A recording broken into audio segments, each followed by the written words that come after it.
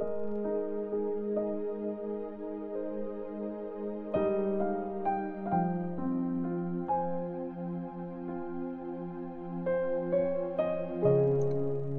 Timothy chapter 6. Dapat i-consider ng lahat ng mga alipin na kagalang-galang ang mga amo nila para walang masabing masama laban sa pangalan ng Diyos at sa mga teachings natin. Yung mga Christian ang amo, huwag naman nilang bastusin ang amo nila porque pareho silang naniniwala kay Christ.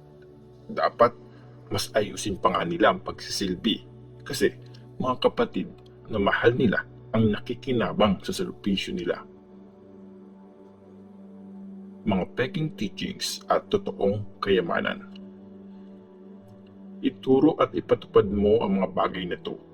Kung merong nagtuturo ng ibang teachings at hindi pareho sa mga tunay na salita ng Panginoon nating si Jesus Christ at sa mga teachings tungkol sa pagiging makadiyos, nagyayabang nila ang taong yan at wala namang alam.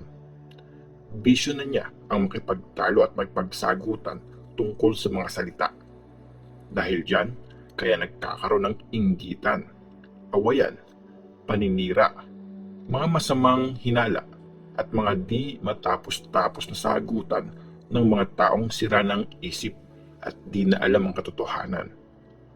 Iniisip nila na yayaman sila dahil sa religion.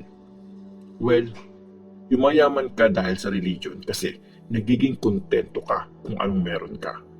Kasi ano bang dinala natin sa mundo? Wala. At wala rin tayong madadala pag alis dito. Kaya nga, kung meron tayong makakain at masusuot, makontento na tayo doon. Pero yung mga gustong yumaman, natututo sila at natatrap sa mga walang kwenta at nakakasamang kagustuhan nila. Yan ang humihila sa kanila pababa hanggang sa masira na sila at mawasak. Kasi ang pagmamahal sa pera ang ugat ng lahat ng kasamaan. May mga taong masyadong ginusto ang pera kaya nalayo sila sa faith at napasama ang buhay nila. Mga personal na bilin. Pero ikaw, Timothy, nire-represent mo ang Diyos. Kaya iwasan mo ang lahat ng mga ito. Gawin mong goal na gumawa lagi ng tama, maging makadiyos, magkaroon ng faith, maging mapagmahal, matatag at mahinahon. Paglaban mong mabuti ang faith para makuha mo ang buhay na walang hanggan. Tinawag ka ng Diyos sa buhay na yan nung dineclare mo sa harap ng maraming tao ang tungkol sa faith mo kay Christ. Sa harap ng Diyos na nagbibigay ng buhay sa lahat ng bagay at sa harap ni Christ Jesus na nagsabi kay Pontius Pilate ng tungkol sa paniniwala niya. Ito ang utos ko sa iyo. Sundin mong mabuti ang lahat ng utos at maging tapat ka hanggang sa araw na magpakita ang Panginoon nating si Jesus Christ. Makikita natin siya sa tamang panahon at gagawin yun ng nag-iisang makapangyarihang Diyos na dapat nating purihin, ang hari ng mga hari at Panginoon ng mga Panginoon. Siya lang ang hindi namamatay at nasa liwanag siya na hindi kayang titigan.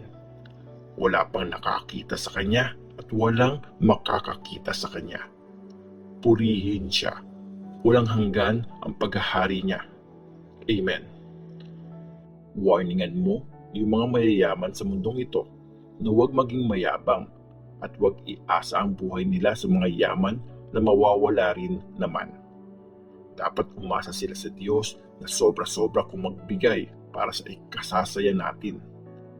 Utusan mo silang gumawa ng mabuti at magpakayaman sa mabuting gawa. Maging mapagbigay at handang mag-share sa iba. Sa ganyang paraan, mapapatibay nila ang pundasyon para sa future. Tapos, ma-experience nila ang buhay, yung totoong buhay. Timothy, ingatan mo ang mga pinagkatiwala sa iyo. Iwasan mo ang mga usapang walang respeto sa Diyos at mga walang kwentang sagutan tungkol sa mga sinasabing karunungan pero hindi naman talaga. May mga nagsasabing meron sila ng karunungan na ito at dahil doon, nalayo na sila mula sa tamang pananampalataya. Sana maranasan niyong lahat ang sobrang kabutihan ng Diyos.